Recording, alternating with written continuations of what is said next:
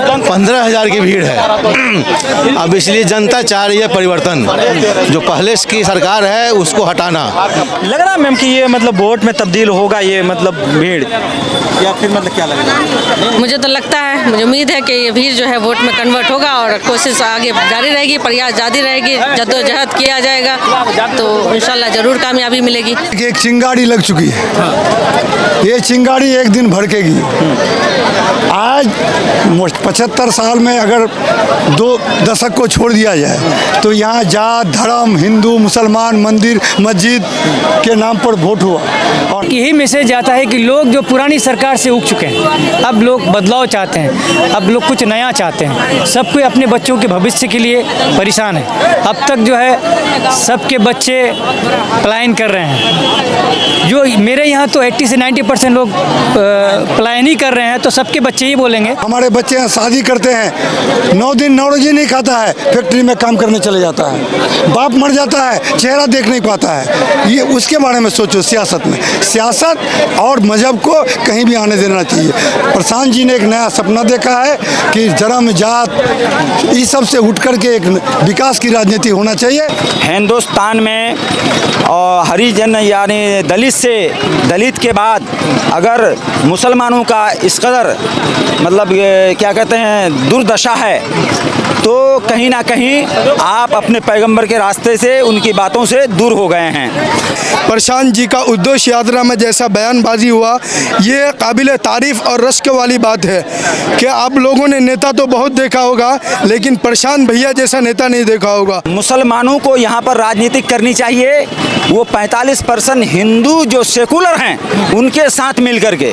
कि हमारे प्रशांत जी जो वादा किए हैं, भ्रष्टाचार रोको, पेंशन के बाद 2000 देने का पलायन रोको, और यहाँ फैक्ट्री वगैरह होना चाहिए।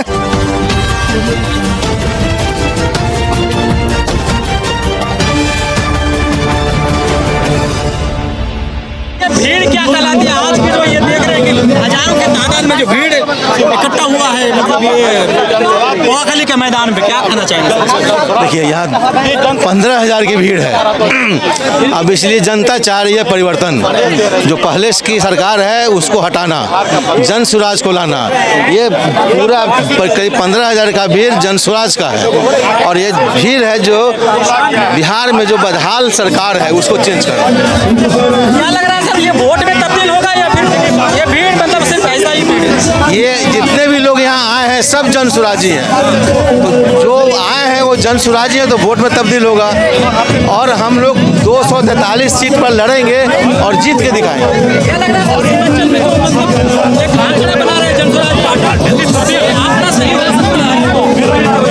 एकदम आंकड़ा सही होगा। 4 विधानसभा में 4 विधानसभा है, चारों हम लोग जीतेंगे। उम्मीद करते हैं जीतेंगे सर, एकदम जीतेंगे। सर क्या कहना चाहेंगे, ये जो भीड़ आज देखे मतलब यहाँ पे पोखली के मैदान पे, ये भीड़ क्या कहलाती है सर, पहले तो ये बताइए। देखिए एक चिंगारी लग चुकी है, ये चिंगारी एक दिन भड़केगी।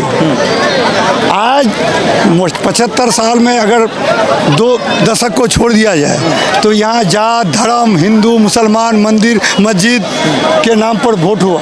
और हमारे बच्चों का हाल को किसी ने नहीं देखा। यहाँ भ्रष्टाचार है, प्रशासनिक भ्रष्टाचार है। हमारे किसानों की हालत ज़मीन बेच के अब पूरी पंजाब हरियाणा में मजदूरी कर रहा है। आज उस पर किसी की चर्चा नहीं है। हम यहाँ की जनता भड़काऊ भाषण में जात के नाम पर, धर्म के नाम पर, मंदिर के नाम पर, मस्जिद के नाम पर, अरे भाई मंदिर मानो, हिंदू धर्म कहो कट्टर हिंदू बनो, मुसलमान हो कट्टर मुसलमान बनो, हिंदू हो जय श्री राम का नारा लगाओ, मुसलमान हो नारे तकबीर कहो, लेकिन सियासत में अपने बच्चे का चेहरा देखो, अपने इलाके की बदहाली देखो, अपना बदनुमा दाग जो हम लोग पिछड़ा है उसको ऊपर उठाने की देखो, अपने बच्चों की शिक्षा के बारे में सोचो, उसके स्वास्थ्य इलाज के बारे में सोचो।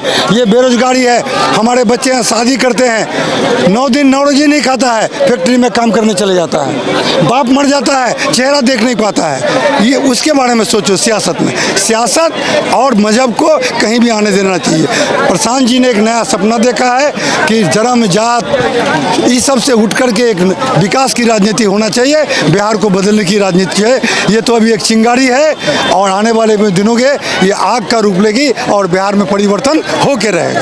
लेकिन सर ये देखिए कि यहाँ एमआईएम पार्टी भी यहाँ जोरों शोरों से है और वक्फ बोर्ड को लेकर चर्चा भी कर रहे हैं, जगह जगह यहाँ पे प्रोटेस्ट भी कर रहे हैं। तो क्या लग रहा है एमआईएम पार्टी को फायदा होगा या फिर मतलब जनस्वराज पार्टी? एमआईएम कोई पार्टी ही नहीं है। एमआईएम, हम प्रजातांत्रिक देश में रहते हैं, हम एक सेकुलर स्टेट में रहते हैं। चाहे जो राजनीति में, मैंने पहले कहा न हिंदू और मुसलमान की बात नहीं होनी चाहिए।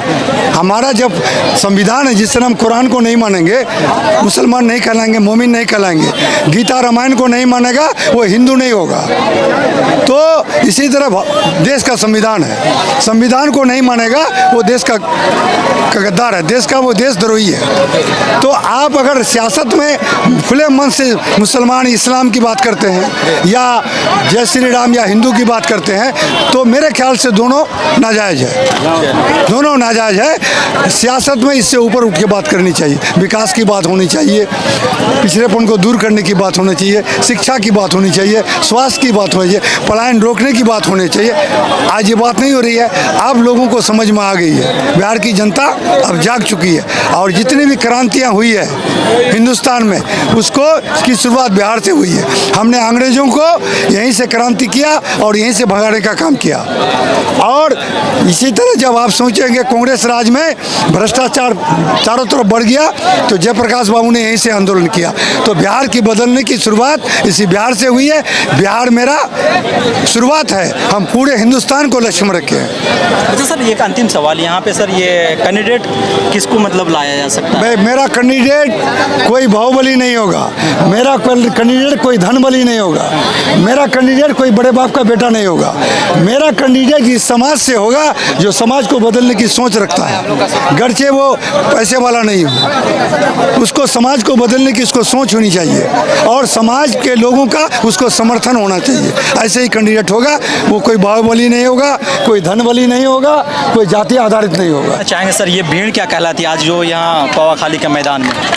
सबसे पहले आपके चैनल का बहुत बहुत शुक्र, आपने मौका दिया बोलने के लिए और आपने इस पवाखाली के ज़मीन पे आप सब आए और हम सब आए। आपका सवाल है कि इसका ये जो एक बदलाव है, ये जो भीड़ आपने देखे, लगभग लाखों की भीड़ थी, ये समझिए जगह नहीं थी, चप्पे चप्पे पे लोग थे। तो इसका एक यही मैसेज आता है कि लोग जो पुरानी सरकार से उग चुके हैं, अब लोग बदलाव चाहते हैं, अब लोग कुछ नया चाहते हैं। सब कोई अपने बच्चों के भविष्य के लिए परेशान है। अब तक जो है सबके बच्चे पलायन कर रहे हैं। जो मेरे यहाँ तो 80 से 90% लोग पलायन ही कर रहे हैं, तो सबके बच्चे ही बोलेंगे, 10% का तो बात रही नहीं। तो इसलिए अब एक विकल्प के तौर पे जनस्वराज आया है। इसी बदलाव को लेकर के प्रशांत किशोर जी आज हमारे पवाखाली की धरती पे आए थे और उन्होंने बहुत सारी बातें कही, लोगों तक, जन जन तक उनकी बात पहुंचेगी और मुझे उम्मीद है इंशाअल्लाह सारे लोग बदलेंगे और हम लोग एक जो नया एक विकल्प, एक नया एक प्लेटफॉर्म आया है, इस प्लेटफॉर्म में हम लोग चलने का कोशिश करेंगे।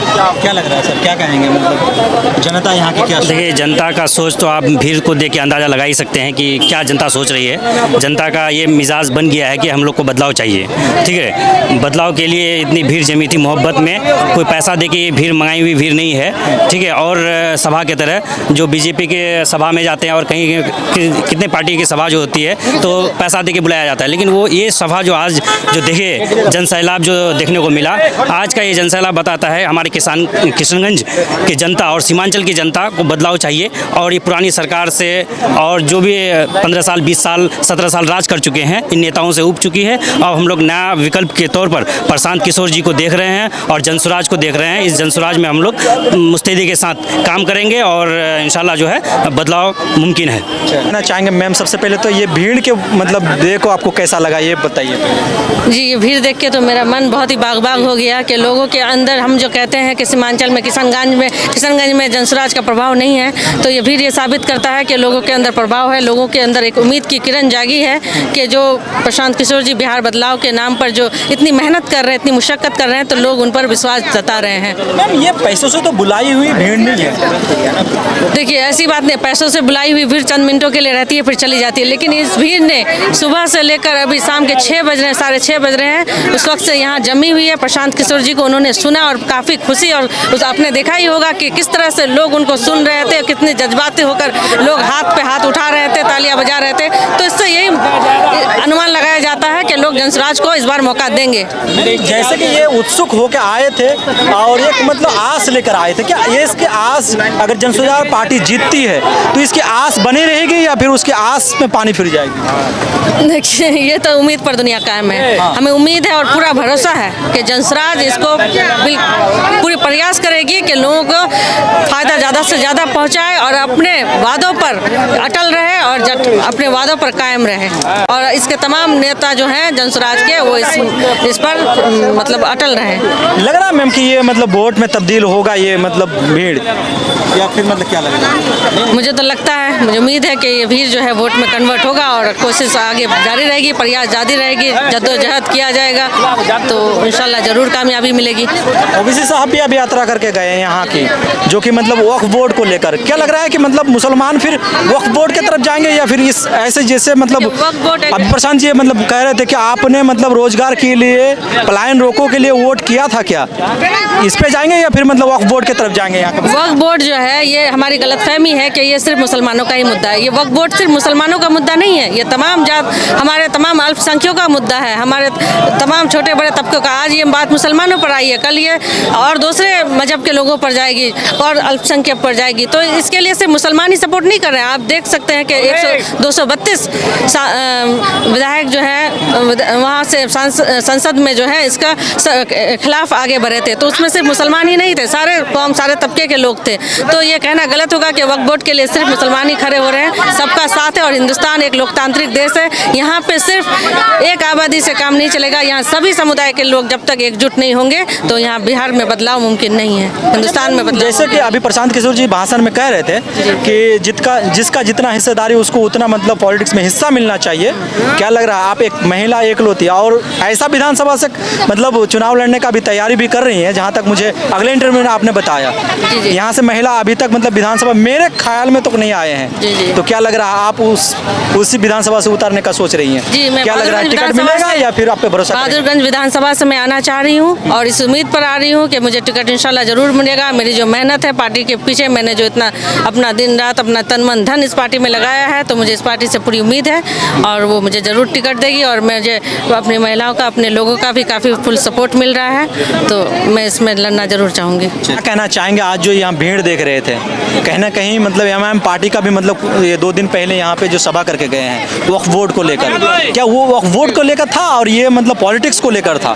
दोनों में भीड़ मतलब देखा जाए तो सिमिलर है। क्या लग रहा है सर, इसको मतलब कैसे देख? इसका अंदाज़ा आप लगाइए कि भीड़ इसका और इसका दोनों का फ़र्क आप लोगों को ज़्यादा बेहतर जानते हैं। रही बात, वो नाम वक्फ का दिया था लेकिन वो लोग पार्टी का प्रोग्राम किए थे, क्योंकि उनको कहीं ना कहीं डर था कि पार्टी का प्रोग्राम करेंगे तो लोग जमा नहीं होंगे, इसीलिए वक्फ का सहारा लिया। और रही बात यहाँ, प्रशांत किशोर जी पहले ही कह चुके कि हम वोट मांगने नहीं आए हैं, लेकिन अगर मुसलमानों का आज के दौर में हिंदुस्तान में और हरिजन यानी दलित के बाद अगर मुसलमानों का इस कदर मतलब क्या कहते हैं दुर्दशा है, तो कहीं ना कहीं आप अपने पैगंबर के रास्ते से, उनकी बातों से दूर हो गए हैं। और उन्होंने ये बताया कि मुसलमानों को यहाँ पर राजनीति करनी चाहिए, वो 45% हिंदू जो सेकुलर हैं उनके साथ मिल करके, वरना नहीं तो सिर्फ मुसलमानों की राजनीति करेंगे। तो एक दानिश्वर आदमी अच्छी तरह से इस बात को समझता है कि कहाँ 80% और कहाँ पर 20%, कोई मुकाबला है नहीं है।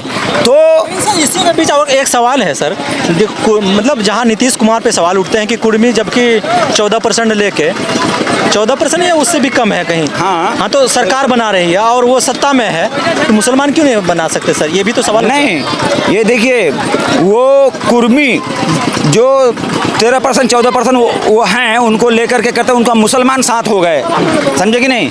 मुसलमान साथ हो गए और दिगर कम्युनिटी को, जाति को अपने साथ मिला करके उन्होंने ये बनाया। और नीतीश कुमार उधर तो सही रहे, इधर कुछ दिनों से उनका पता नहीं दिमागी तवाज़ुन ख़राब है या क्या है, नहीं कह सकते हैं।